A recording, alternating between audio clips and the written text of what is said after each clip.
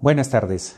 Nuevamente el doctor Daniel Baltasar Sánchez, médico especialista en ginecología y obstetricia del consultorio ginecológico Warmi Salud.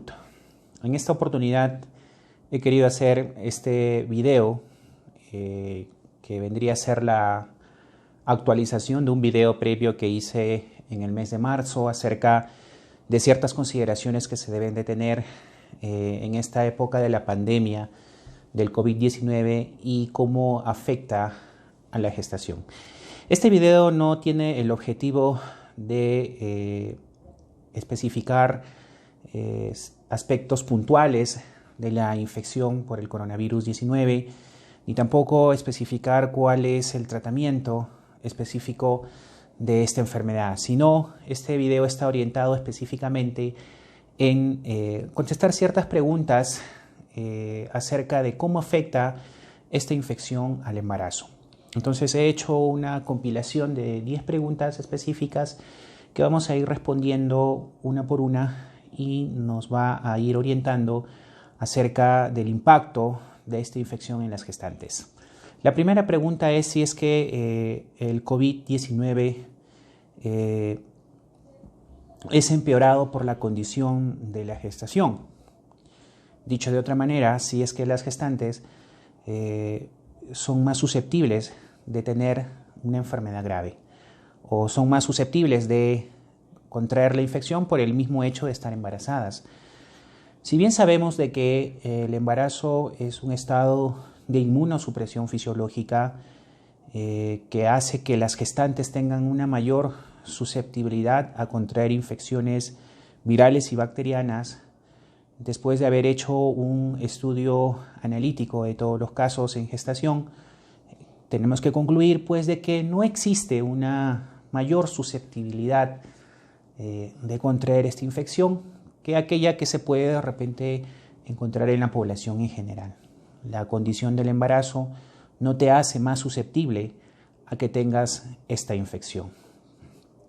Es más, según los estudios clínicos hasta ahora conocidos, el 86% de las gestantes que tienen COVID-19 tendrán una enfermedad leve o en su defecto estarán asintomáticas.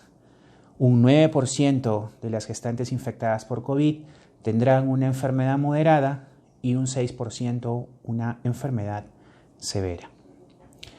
Y esto pues es debido a que el grupo poblacional de la gestación generalmente se da en mujeres que tienen menos de 40 años y la mayoría de gestantes no tienen comorbilidades como hipertensión crónica, diabetes, cáncer, entre otras condiciones que hacen que esta enfermedad pueda llegar a ser o tener una expresión clínica moderada o severa. La segunda pregunta es que si la infección por COVID-19 se asocia a malos resultados perinatales. ¿Cómo afecta el COVID-19 a la gestante? ¿Correcto? Y para este punto hablaremos de ciertos ítems, por ejemplo, el riesgo de aborto, el riesgo de parto prematuro, el riesgo de teratogenicidad o el riesgo de otras posibles complicaciones en el embarazo, como es la preeclampsia, como es la diabetes gestacional, la ruptura prematura de membranas, el sufrimiento fetal agudo, entre otras posibles complicaciones. Hasta hoy, según la evidencia conocida, pues no existe un mayor riesgo de aborto, ni precoz ni tardío. Tampoco se ha asociado directamente el hecho de tener COVID-19 con el parto prematuro, es decir, aquel parto que ocurre antes de las 37 semanas. Lo que sí se ha visto es que en muchas ocasiones ciertas gestantes que tienen enfermedad grave son inducidas a finalizar el parto para poder mejorar la condición de la enfermedad de fondo, pero no per se el COVID-19 hace que tengas un parto prematuro, sino ocurre lo que se llama el parto iatrogénico, es decir, aquel parto que es inducido por los médicos para salvaguardar la salud de la mamá. Teratogenicidad, es decir, la capacidad que puede producir el virus de formar alguna malformación congénita en el bebé. Hace algunos años atrás habíamos escuchado acerca de la infección por el virus Zika y su relación con microcefalia. Existía una asociación directa. Sin embargo, con el coronavirus B-19 aún no se ha demostrado que exista algún riesgo de teratogenicidad. Y con respecto a las otras posibles complicaciones como preeclampsia, como diabetes gestacional, como ruptura prematura de membrana, sufrimiento fetal agudo, no existe una relación directa de este coronavirus con estas posibles complicaciones. Tercera pregunta, ¿existe una transmisión vertical de la infección COVID-19? Es decir, una mamá gestando que tenga un test positivo para COVID-19, ¿puede el virus atravesar la placenta e infectar al feto? Hoy en día la evidencia es limitada. Sin embargo, según los últimos acontecimientos reportados, tanto a nivel internacional como en nuestro país, Perú, acerca de la posibilidad de esta infección vertical, podemos decir de que esta condición es posible. Es posible. Se ha reportado a nivel internacional 3 casos de recién nacidos en los cuales se detectó esta inmunoglobulina M en los recién nacidos.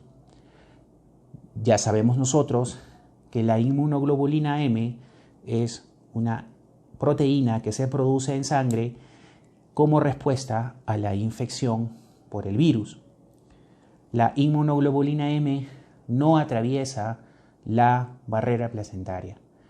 Por ende, se colige de que si un recién nacido tiene inmunoglobulina M es porque esa inmunoglobulina M es propia del recién nacido y no ha sido transmitida de la madre al feto a través de la placenta. En el Perú, hasta el día de ayer, se reportaron 2 casos de recién nacidos que tuvieron inmunoglobulina M positiva en la evaluación inicial en las primeras horas de vida. Sin embargo, hay que tener bastante cuidado con esta información, pues si bien se ha demostrado la presencia de la inmunoglobulina M, aún no se ha detectado el virus per se en los recién nacidos. La inmunoglobulina M es un signo indirecto de su posible infección, mas no es una detección directa del virus. Cuarta pregunta. ¿Se puede contagiar a los recién nacidos de COVID-19 a partir de una mamá que tenga la infección positiva? La respuesta es sí, definitivamente. Puede haber una infección de la mamá al recién nacido. Estos recién nacidos que son infectados, pues generalmente van a presentar cuadros leves. Y esto es pues que los recién nacidos tienen un sistema inmunitario todavía aún inmaduro y por ende no se producirá una reacción inflamatoria severa y por ende tampoco se producirá una enfermedad grave. Definitivamente los recién nacidos serán evaluados por los neonatólogos y tendrán pues una evaluación posterior y los cuidados respectivos. Quinta pregunta. ¿El manejo de las gestantes que tienen COVID-19 es diferente al manejo de cualquier otra persona que tuviera la enfermedad COVID-19?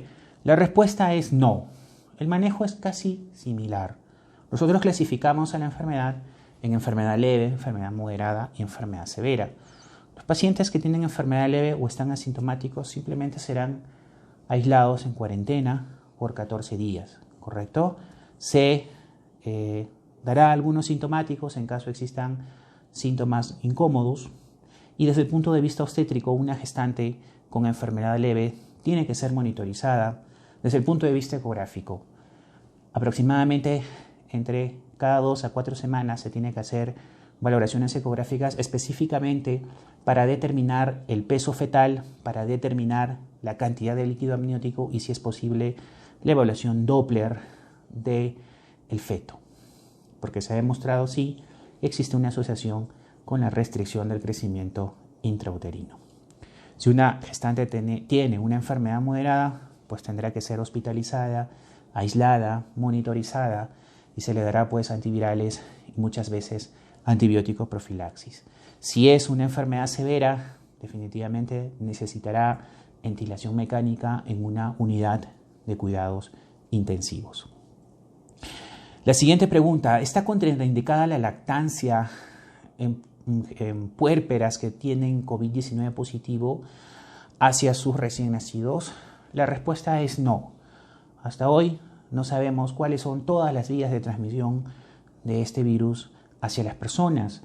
Por ende, haciendo un balance entre riesgo y beneficio, la lactancia materna no está contraindicada, sobre todo en pacientes que tienen enfermedad leve. Existen algunas recomendaciones básicas con respecto a la lactancia materna en este tipo de pacientes, como por ejemplo lavarse la mano con mucha más frecuencia, utilizar mascarillas y tratar de tener un menor tiempo de exposición con el recién nacido. Si una gestante tiene una enfermedad severa y se produce el nacimiento, pues la lactancia también está recomendada, pero en estos casos será a través de una extracción de leche materna con una posterior ingesta del recién nacido, pero por una tercera persona. La siguiente pregunta es si es que la tomografía axial computarizada está o no contraindicada en la gestante. Hoy en día, según los estudios clínicos, la tomografía axial computarizada es un estudio de alta sensibilidad para el diagnóstico de la enfermedad grave por COVID-19. La recomendación es que toda gestante que necesite este tipo de tomografía para confirmar el diagnóstico tiene que realizarse la evaluación. Una tomografía no va a generar un riesgo de teratogenicidad por la radiación iónica. Obviamente existen ciertas